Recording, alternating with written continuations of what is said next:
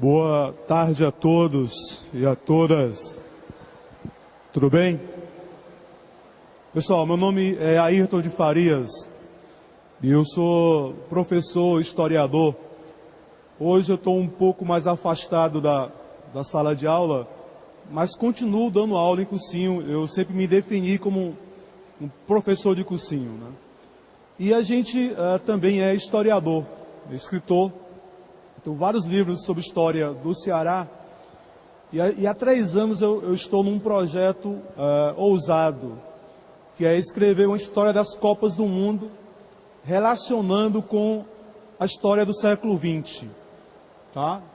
E esse projeto, desse projeto nasceu esse livro que está aí nas imagens, eu acho. Né? Um livro que vai ser lançado agora em abril. E eu estou aqui pela primeira vez ministrando de público uma palestra sobre esse livro. Então, a minha conversa com vocês aqui nessa hora e meia é trabalhar a história do século XX e o futebol. Não tenho a menor dúvida que o Enem, que a UES, que os vestibulares vão abordar esse tema, não tem dúvida disso. Tá? Então, a gente vai tentar trabalhar com você essa ideia. Como é que eu entendo o século XX pelo futebol? O futebol, a Copa do Mundo põe em circo. Engana-se quem pensa isso. O futebol, sim, pode ser manipulação, mas ele também é uma forma de resistência, né? Como eu vou mostrar ao longo dessa fala minha.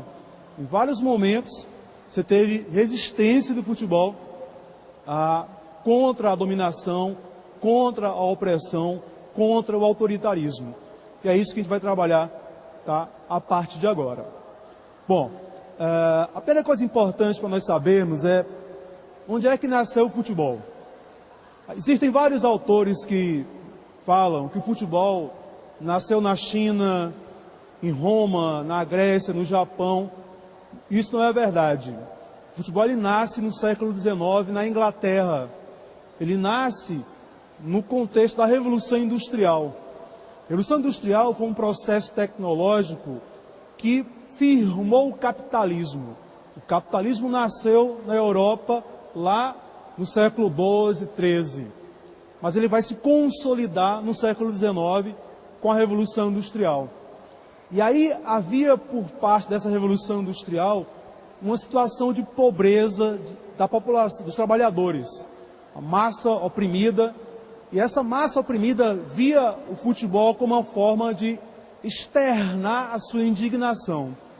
Havia na Inglaterra jogos populares com bola que duravam as partidas 3, 4 horas. A cidade era um campo de futebol. Haviam portões nas cidades que eram as traves. E aí 500 pessoas, 1000 pessoas jogando bola. E aí valia pontapé, empurra, morte, agressão e por aí vai. Tá? O futebol organizado nasce no final do século XIX. A Inglaterra vai criar as regras do futebol como nós entendemos hoje. Tá? Da Inglaterra, esse futebol se espalha pelo mundo. Por quê? Porque a Inglaterra pessoal, no começo do século XX, a grande potência mundial. A Inglaterra era o que hoje são os Estados Unidos. Exatamente porque lá que houve a Revolução Industrial. Então, o capitalismo inglês dominava o mundo. E onde o capitalismo inglês se expandiu, o futebol também foi. É o caso do Brasil. No Brasil, no final do século XIX, a nossa elite, ela tinha a Europa, a Inglaterra como referência. É a chamada Belle Époque.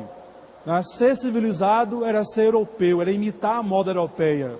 Você pega as fotos antigas de Fortaleza, todo mundo de terno, gravata, chapéu coco, porque a ideia era imitar a França, era imitar a Europa. Então não é coincidência que o pai do futebol brasileiro, o Charles Miller, tinha estudado na Inglaterra. E de lá ele tenha trazido para o Brasil bolas, chuteiras e as regras do esporte, o futebol em si. Tá?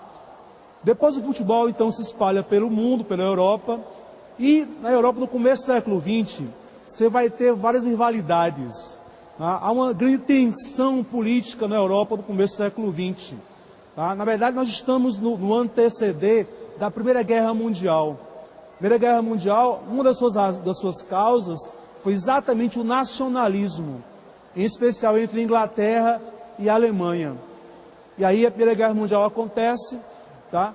Uma tragédia. A Primeira Guerra Mundial é um assunto que está muito cotado esse ano para o Enem, para o vestibular da UES também, porque esse ano faz 100 anos da guerra, então o assunto merece sua atenção em casa, com calma. Tá? Então a Primeira Guerra Mundial é uma ideia do nacionalismo, e esse nacionalismo ele também passava pelo futebol. Tá? E, de certo modo, a disputa política ela se refletia dentro de campo. Vencer o adversário dentro de campo era também vencê-lo politicamente. Então, nesse clima de disputa nacionalista, disputa econômica, um cara chamado Jules Rimet, francês, presidente da FIFA, decidiu criar uma competição internacional de seleções de futebol, que é a nossa Copa do Mundo. Na verdade, o nome correto é Campeonato Mundial de Futebol. Copa do Mundo é coupe em francês, que é taça. Tanto que no Brasil, durante muito tempo, chamava-se Taça do Mundo. Ah, foi campeão da Taça do Mundo do Brasil. Depois que passou a usar o termo Copa do Mundo. Tá? Então, o Jules Rimet se dispõe a criar uma competição de futebol que reúna seleções do mundo inteiro. Com muito esforço, ele vai conseguir criar essa organização.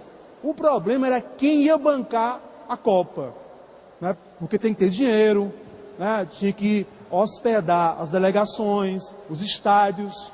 E aí, então, um pequeno país da América do Sul, chamado Uruguai, se dispôs, em 30, a organizar esse Campeonato Mundial de Futebol.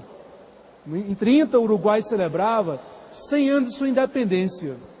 Então, era 100 anos de sua independência, o Uruguai resolveu, o governo uruguaio, se dispôs para a FIFA em financiar essa competição. Então, beleza, o Rimet conseguiu um patrocinador para a Copa do Mundo no Uruguai em 30. Acontece que em 29, houve uma grave crise no mundo capitalista. Em 29, a quebra da Bolsa de Nova York. O mundo capitalista entra em colapso. E aí não tem grana mais para organizar a competição. Vários países da Europa não vêm à América do Sul, porque a América do Sul é longe, muito longe da Europa. Para você ter ideia, a viagem Europa-América do Sul, no começo do século XX, eram 2 semanas de navio. 2 semanas de navio para chegar na América do Sul. Então vários países se recusaram a vir disputar no Uruguai a primeira Copa do Mundo. Não tinham dinheiro e ainda era longe o Uruguai. Tá? A Copa, porém, foi um grande sucesso. Eu vou mostrar agora um pequeno vídeo, meus amigos da técnica, um pequeno vídeo sobre essa primeira Copa do Mundo. Atentem a esse vídeo e compreendam imagens da época, imagens raríssimas da primeira Copa do Mundo e do embate que vai acontecer, por sinal, na final entre o Uruguai e a Argentina, que eram 2 países rivais. O Uruguai foi campeão de futebol, tá? E aí, de novo, o futebol mostra a rivalidade. Para você ter ideia, quando houve o jogo final, os argentinos invadiram Montevidéu, aos gritos de morte ao Uruguai. Quando o Uruguai foi campeão, houve quebra-quebra em Buenos Aires, como também em Montevidéu. Então, o futebol externando o grande choque político que havia entre o Uruguai e a Argentina na América do Sul. Vamos ver esse vídeo então, meu irmão, por gentileza.